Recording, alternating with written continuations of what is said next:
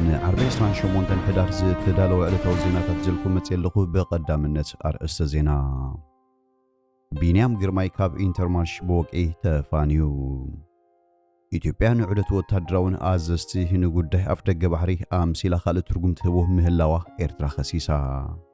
كفلي توريزم زوبه عن سبه عامتاوي قمقام سرحة كايدو من محدار ترامب كاب 19 هاجرات نزمت جرين كارد زحزو سبات داغماي كمرمر مخانو قريتو زي خبركم تخاتلتي هزن كالن زدس زينات زلكم متيلخو كسام وداتا مساي كتصنو هنده حتتكو أبزا چانال دمانا وترو تخاتلتن مخان سابسكرايب مغوار سدرانا نختقونو بخبري يعدمكم بينيام جرماي كاب إنترمارش بوقعي تفانيو بينيام جرماي كابتا 4 عامة من فقن ستصوت الله عبيت عود استقونات فلان بيلجي مويت غانتا إنترمارش بوقعي كم زد تفانوتا غانتا أرمر حبريتا فريتام بينيام إنترمارشنا بزحلف 4 عامة من فقن 10 تخلتنا يمدرخ عود كم زقبون كلو لعلي 4 أجزيخة ناب بوديوم ديويوم بحبار نباري تاريخ سرحناينا دحم كون بينيام جرماي كتبل تاغانتا اب اكس اب زوصاتو ناي سنبتا سناي تمنيتا نتي افريقاو كوكب سبورتኛ ገሊጻትሉም اب 2021 حدا نابتا غانتا مستصمبره نت مس هاغراويت غانتا ኤርትራ ኮይኑ اب شامبيون عالم تحت 23 عام زمزغبو ناي كالاي درجه توسختي عاوتاتيو خدراربلو جمبيروم مستاغانتا ኮይኑ اب 2022 اب بلجيم اب زكايد ناي حدا معلت وددر غنتو فلغم قداماي بمئታው ነታጋንታን ንገዛእ ርእሱን ኣብ ኤውሮጳ ዝዓበየ ዓወታ መዝጊቡም ኣብ ተመሳሳሊ ዓመት ኣብ 10 መድረኽ ጂሮ ዲ ኢጣልያውን ቀዳማይ ብምውጻእ ኣብ ወርልድ ቱር ናይ መድረኽ ዓወት ዘመዝገበ ቀዳማይ ጸሊም አፍሪቃ ዘብሉ ዓወት ኣመዝጊቡ 2024 ውን ንቢንያምን ጋንቱን ኢንተርማርሽን ቀዳዊቶም ዓመት ያኔራም بينيام ابتي اب عامت تور دي فرانس لستناي مدرخ عوتات بمزغاب تعوات قتليا مالك خون بقيم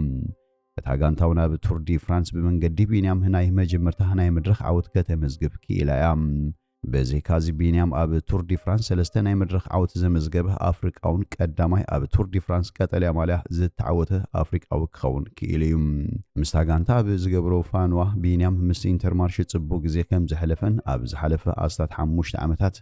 تاغانتا بالعلي بزنبرتو امنت تقراداماي وورلد تور كخون سلازب قعتني حبوني خبل غليصم عسيبو بينيام ازي طبق زخونه تبرتينا فطيرنا مزوم تصاوتي مس ابالات زاغانتان مس محدارن زحلفكو وان ازي فسهينيرو حجي وان حدش معرافيو نخلكم كا ازي يمسكن يلوم اتي اب 2021 حدا ناب انترمارش صنبرو لعلو حلفه تاغانتا جين فرانكوسي بورلاند بوغنو مس بينيام ازيو تذكر اواناتينا احلفنا بزيز حلفنا يوغزيخ ازينا حبوناتينا نتيجه نبرو حيال كلت ناب حدا ابناي بشكل تعلم وسانه ترازل وسب سلز غيرنا يو ازينا حقوساتينا نزل عالم زنبر تذكروا يلوم كما ابنت كانت يا بشامبيون عالم اب تحت 23 عام زمزغبو ناي كالاي درجه اب غنت وغلم زمزغبو ناي مدرخ عوض اب جرو دي ايطاليا قداماي زوصو اب سركوت فرانكو بولغ زمزغبو عوض بعبيو دما اب تور دي فرانس زمزغبو سلسته ناي مدرخ عوتن قتليا مالان مونانون نبينيامن نغانتا انترمارشن بفولي تذكرو زنبر مخانو جين فرانكوسي بورلت ذكرو جين فرانكوسي بورلاند ابتي مرب حبريتا تاغانتا صحف مفانو قال يقنن له بينيام بمباليو نبينيام بوانقوا اديو امسكينوم غانتا انترمارش بحصرت باجت مس كال بيلجيمويت غانتا لوتو خصمبر اب وسانه مستبصح مصا بينيام انتاي كخون زبل بنصور كاب بينيام يخون كابتا غانتا ايتسمعن صنيحم اجغنت كساب 2028 مستا غانتا انترمارش كونترات زنبرو بينيام كابتا غانتا كم زتفانو رغص كوينلوم تاشما كاب اسرائيل بريمير تيكنا ب ان اس ان سايكلين تيم نيفر سي نيفر سايكلين تيم زغيرت غانتا نبينيام اب حفو خصمبرو مخانه دارغا رغص يمسلالو ኢትዮጵያን ዑደት ወታደራውያን አዘዝትን ጉዳይ አፍደገ ባህራም ሲላ ካሉ ትርጉም ትቦ ምህላዋ ኤርትራ ተخصص ሚኒስተር ዜና ኤርትራ የማነ ገብረ መስቀል መንግስት ኢትዮጵያን መብጽሐ ወታደራውያን አዘዝቲን ኣብ አዲስ አበባን ንኻልእ መዓላ ይጥቀምሉ ከም ዘሎ ቂሱም ኣብ ኤክስ ገጹ ኣብ ዝጻሐፎ ጽሑፍ ወጻተኛታት ወታደራውያን አዘዝቲን ኣብ አዲስ አበባ ዝገብሮ ንቡርን ስሩዕን መብጽሐ መንግስት ኢትዮጵያ አፍ ደገ ባህርን ምርካብ ንዝካየዶ ዘሎ ጻሪ ዘነጽርን ሓያል ድፍኢትን ከም ምዃኑ ኣምሲሉ ብምቕራብ ካሉ ትርጉም ይህቦ ከም ዘሎ ኸሲሱም ሰራዊት ኢትዮጵያን ብጽሕ አዛዝ እዚ አፍሪካ ጀነራል ዳግቪን አንደርሰን አመልኪቶ ኣብ ዘውጽእ ጽብጻፍ ብዛዕባ ቀይ ባህሪ ጠለባት ኢትዮጵያን ከም ዝተዘራረበ ሓቢሩ ነይሩም ጀነራል አንደርሰን ምስ ጠቅላላ ስታፍ ሰራዊት ኢትዮጵያ ኢታማዦር ሹም ፊደል ማርሻል ብርሃኑ ጁላ ኣብ ዘካየዱ ዘተ ንተራ ኢትዮጵያ ኣብ ቀይሕ ባሕርን ኣፍ ደገ ባሕሪ ክትረክብ ተቕርቦ ዘላ ጠለባትን ከም ዝተመያየጠዩ እቲ ጸብጻብ ኢትዮጵያ ዝጠቅስም ኢትዮጵያ በሰላማዊ መንገዲ ኣፍ ደገ ባሕሪ ክረክብ ንትገብሮ ዘላ ኣገባብ ከም ዝድግፉ ምግላጹን መንግስታዊ ማዕከን ዜና ኢትዮጵያ ክገልጻ ቀንየነን እቲ ኣሜሪካዊ ኣዛዚ እዚ ኣፍሪካ ኢትዮጵያ ናብ ቀይሕ ባሕሪ ብምእታው ዝያዳ ንሰላም እቲ ዞባ ክትሰርሕ ትኽእል እያ ኢሉ ከም ዝኣምን ገሊጹ ክብሉን እቲ ጸብጻብ ወሲኹ ይገልጽ ሚኒስተር የማነ ሓቀኛ ዑደት ናይ ሓይሊ ባሕሪ ኢጣልያ ኣሜሪካ ኣዛዚ እዚ ኣፍሪካ ኣፍሪኮም ከምኡን ዕጡቕ ሓይሊ ፈረንሳ ናብ ኣዲስ ኣበባ ብዛዕባ ኣፍ ደገ ባሕሪ ከም ዘይኮነ ገሊጹ ኢትዮጵያ ምስ ጎረባብቲ ሃገራት ኮነ ካልኦት ሃገራት ሕጋዊ መንገዲ ውዕል ንግዲ ብምክያድ ቁጠባዊ ዝምድና ክታንጽ ከም እትኽእል ብምግላጽ ኣፍ ደገ ባሕሪ ሉላውያን ሃገራት ምምናይ ግን ሓደገኛ ሉላውነትን ዶባትን ጎረባብቲ ሃገራት ኢትዮጵያ ኣብ ስጋት ዝእቱ ከምኡን ኣንጻር ኣህጉራዊ ሕጊ ቻርተር ሕቡራት ሃገራትን ቋም ሕብረት ኤውሮጳን ምዃኑ ኣጠንቂቖም ከም ካልኣይ ዕላማ ሰልፊ ብልጽግና ኢሉ ኣብ ዘቐመጦ ነጥቢ ጉዳይ መደበር ሓይሊ ባሕሪ ኣብ ቀይሕ ባሕሪ ምድኳን እዩ ቀይሕ ባሕሪ ንዓለማዊ ንግዲ ወሳኒ መተሓላልፉ ምዃኑ ዝገለጸ እቲ ኤርትራዊ ሚኒስተር ይኹን እምበር ነፍሲ ወከፍ ትጥቀመሉ ሃገር ኣብኡ መደበራት ሓይሊ ባሕሪ ክትሃንጽ መሰል ወይ ኣድላይነት ኣለዋ ማለት ኣይኮነን ኢሉ በተወሳኺ ኣብ ገማግም ቀይሕ ባሕርን ወሽመጥ ዓደን ዝርከባ ሃገራት እቲ መስመር ባሕሪ ርጉእን ውሕሱን ምእንቲ ክኸውን ሓላፍነትን መሰለንን ምዃኑ ከም ዝተሰማምዓ ሓቢሩ ስለዝኾነ መንግስቲ ኢትዮጵያ መደበር ሓይሊ ባሕሪ ኣብ ቀይሕ ባሕሪ ንምድኳን ዝገብሮ ዘሎ ጻዕሪ ሓቀኛ ናይ ጸጥታ ረብሓ ስለ ዘይብሉ ሕጋውን ናይ ድሕነትን ጸገማትን ክፈጥር ይኽእል ኢሉ ክፍሊ ቱሪዝም ዞባ አንሰባ ዓመታዊ ገምጋም ስራሕ ኣካይዱ ክፍሊ ቱሪዝም ዞባ አንሰባ ብ2025 ዘሰላሰሉ ንጥፈታት ዝገምገመ ርክብ ብ25 ሕዳር ኣብ ከተማ ከረን ኣካይዱ ዋና ዳይሬክተር ናይቲ ክፍሊ ኣቶ ሳለም ዓሊ ገምጋም ዝተሳለጠ ዓበይቲ ዕማማትን ውጥን ስራሕ 2026 ብምቕራብ ብኣድማዕነት ንምስልሳሉ ብዝሓየለ ከም ዝስራሕ ገሊጹ ክኢላዊ ዓቕሚ ሰብ ንምልማል እቲ ክፍሊ ናብ ደረጃ ንኡሳን ዞባታት ብምውራድ ምስ ማሕበር ወሃብቲ ኣገልግሎት ቱሪዝም ተዋሂዱ ስልጠናታት ከም ዝወደበ ዑደት ናብ ታሪኻዊ ቦታታት ከም እተኻየደ ንግፍዕታት ጸላኢ ኣብ ልዕሊ ሰላማዊ ህዝብን ወታደራዊ ዓወታት ሰውራ ኤርትራን ዘዘንቱ መደባት ከም እተሰላሰለን ከምኡን ምስ ቱሪዝማዊ ጸጋታት ዞባ አንሰባ ዘላሊ ጽሑፍ ከም እተዳለወ በሪሁም በዚካዚ ኣብቲ ዞባ ካብ ዝርከባ 771 ወሃብቲ ኣገልግሎት ትካላት ቱሪዝም ኣብተን 283 ቁጽጽራዊ ስራሓት ከም እተኻየደ ተፈሊጡም ኣምሓዳር ዞባ አንሰባ ኣምባሳደር ዓብደላ ሙሳ ብዝሃቦ መዛዘሚ ቃል ነተራን ኣበርክቶን ቱሪዝም ኣብ ቁጠባ ሃገር ብምጥቃስ ወሃብቲ ኣገልግሎት ትካላት ምስ ዝምልከቶም ኣካላት ብምትሕባር ሓያል ጻዕሪ ከካይዳ ኣብ ታዕውዲ ተዋፊሮም ዘለዉ ሙያውያን ድማ ኣበርክቶም ክዕዝዙ ኣዘኻኺሩ በተመሳሳሊ ዜና ቤት ጽሕፈት ትምህርቲ ንኡስ ዞባ ባረንቱ ምስ ጨንፈር ትምህርቲ ዞባ ጋሽዋር ካብ ብምውሃድ ብ24 ሕዳር ንውክልቲ ጥዕና ምምሃራን ስልጠና ወዲቡ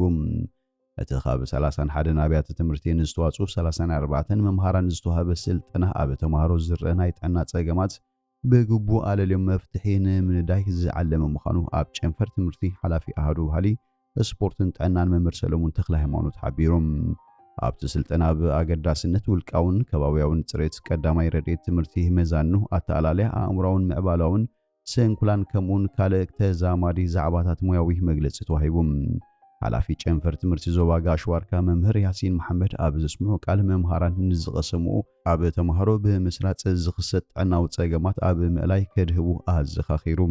እዚ ከምዚ ኢሉ እንከሎ ኣቦ ወንበር ማሕበር ኣእምሮኣውን ምዕባላውን ስንክልና ጨንፈር ዞባ ጋሽዋርካ መምህር ተኽለዝጊ ተኽለማርያም ነሰልጠንቲ ንሓፈሻዊ ኩነታት ኣእምሮውን ምዕባላውን ስንክልና ዝምልከት መግለጺ ብምሃብ ምስ ኣለይቲ ስድራ ቤታት ክደጋገፉ ተላብዩ ምምሕዳር ትራምፕ ካብ 19 ሃገራትን ዝመጹ ግሪን ካርድ ዝሓዙ ሰባት ዳግማይ ክምርምር ምዃኑ ገሊጹ ሓላፊ ኣገልግሎት ዜግነትን ኢሚግሬሽንን ኣሜሪካ ጆሴፍ ኤድሎው ካብ ነፍሲ ወከፍ ኣቐዲመን ዝተመልከተ ሃገራት ዝመጽእ ወጻእተኛታት ዝተዋህበ ግሪን ካርድ ብምሉእን ጽኑዕን ደረጃ ዳግማይ ክምርምርን ካብ ፕሬዚደንት ዶናልድ ትራምፕ መምርሒ ከም ዝተዋህቡ ገሊጹ ኣብ ዝርዝር ዝርከባ ሃገራት ኣብ ሰነ ኣብ ዝወጽእ ኣዋጅ ተጠቕሳ ከም ኣፍጋኒስታን፣ ኩባ፣ ሃይቲ፣ ኢራን፣ ሶማልያን ቬንዙዌላን ዝኣመሰለ ሃገራት ከም ዘጠቓለለ ትካል ሓቢሩ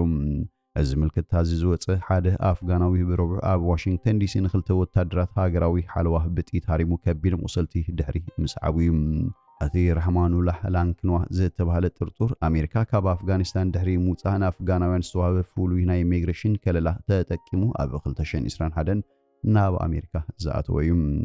ፕሬዚደንት ትራምፕ እቲ መጥቃዕቲ ንዓብዪ ስጋት ሃገራዊ ድሕነት ኣሜሪካ ዘጉልሕ ምዃኑ ክገልጽ እንከሎ ኤድሎ ብሓሙስ ኣብ ዝሃቦ ሰፊሕ ገምጋም እቲ መጥቃዕቲ ኣይጠቐሰን። ኤልዶው ህዝብን ሃገርን ኣሜሪካ ንምሕላው ለሉ ኩሉ ኮይኑ ይቕጽል ኣሎ። ህዝቢ ኣሜሪካ ድማ እቲ ቅድሚ ሕጂ ዝነበረ ምምሕዳር ኣብ ጉዳይ ፖሊሲታት ዳግመ ምጥያስ ንዝኸትሎም ሸለልትነት ዳግማይ ኣይክሽከምን እዩ ይብል። እቲ ዳግመ ምርመራ ከመይ ከም ዝኸውን ተወሳኺ ዝርዝር ሓበሬታ ኣይተዋህበን። እቲ ኣብ ሰነ ዝወፅእ ኣዋጅ ንኣሜሪካ ካብ ናይ ወፃኢ ኣሸበርቲ ካልኦት ስጋታት ሃገራዊ ድሕነት ከምኡውን ድሕነት ህዝቢ ንምክልኻል ናብ ኣሜሪካ ዝኣትዉ ወፃእተኛታት ንምድራት ዝዓለመ ምዃኑ ኣቐሚጡ። እቲ ምምሕዳር ክፍታታት ጸጥታ ብምኽንያት ንግዲ ንትምህርትን ምብጻሕን ናብቲ ሃገር ዝኣትዉ ሰባት ካብ ዝተመድበሎም ግዜ ንላዕሊ ምጽናሕ ገለ ካብቶም ኣብ ዝርዝር ዝኣትዉ ምኽንያታት ምዃኖም ይገልጽ።